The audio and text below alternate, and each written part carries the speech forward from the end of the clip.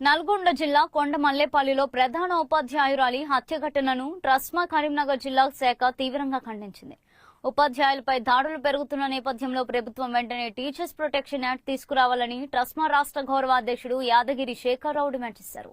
ఈ మేరకు కరీంనగర్ జిల్లా కలెక్టర్, పోలీస్ కమిషనర్లను కలిసి వినతి పత్రం అందజేశారు. పాఠశాలల్లో క్రమశిక్షణ విషయంలో ఉపాధ్యాయులు విద్యార్థులను మందలించినప్పుడు కొందరు తల్లిదండ్రులు పాఠశాలకు వచ్చి గొడవలకు దిగుతున్నారని, మరోవైపు పాఠశాలల పరిసరాల్లో గంజాయి, డ్రగ్స్ వంటి మాదక ద్రవ్యాలు బెడత పెరుగుతుందని ఆందోళన వ్యక్తం చేశారు.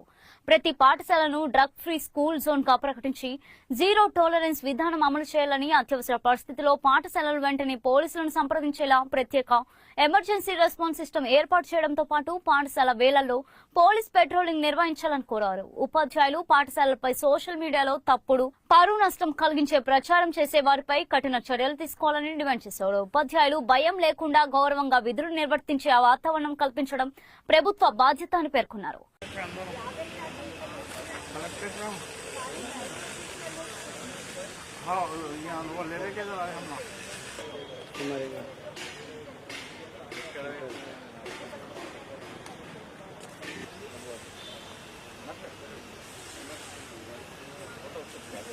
చాలా ఏళ్ళ నుంచి ప్రైవేట్ స్కూల్స్ మీద ఎంతమంది పిల్లలు చదువుకొని ప్రైవేట్ మరియు కూడా చాలా మంది ప్రైవేట్ స్కూల్లో గవర్నమెంట్ అందరము ముందుకు వచ్చి పిల్లల భవిష్యత్తు కొరకు మంచి విద్యా విధానాన్ని అందిస్తూ మనమందరము మన స్థాయి శక్తిలా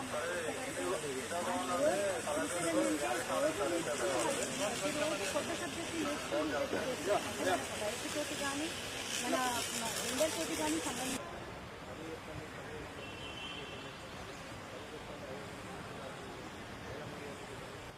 అసలు వాళ్ళకు కూడా అంటే వాళ్ళకు చట్టం ఉన్నది, డాక్టర్స్ యాక్ట్ కూడా తీసుకొచ్చారు. వాళ్ళు కూడా గిట్నే అయితే స్ట్రైక్ చేశారు.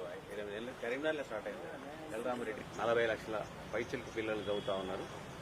మరి ఒక 4 లక్షల మంది పనిచేస్తున్నారు. మనం చాలా సందర్భాల్లో చూస్తూ ఉన్నాం. ఒక్కొక్కటి బయటకు వచ్చినా కానీ వదిలేసినాం. మనం ఏదైనా చిన్నగా ఇబ్బంది ఏర్పడ్డప్పుడు పేరెంట్ వచ్చి టీచర్ను కొట్టడం, మందలించడం, చాలా బ్లీడింగ్ కావడం, కొంతమందికి చెవులు కూడా పగలడం, అలాగే మూతి, ఇట్లాంటి అనేక రకాల దాడులు చేశారు టీచర్ల పైన, కరస్పాండెంట్స్ పైన. సరే పోనీలే అని వదిలేసినాం. మనంతా కూడా ఒక బనానా లీఫ్ టైప్ అరటాకు ముళ్ళు మనకు తెలుసు మనకి. మరి ఈ ఇబ్బందులలో ఏకంగా మరణమే, అంటే మర్డర్.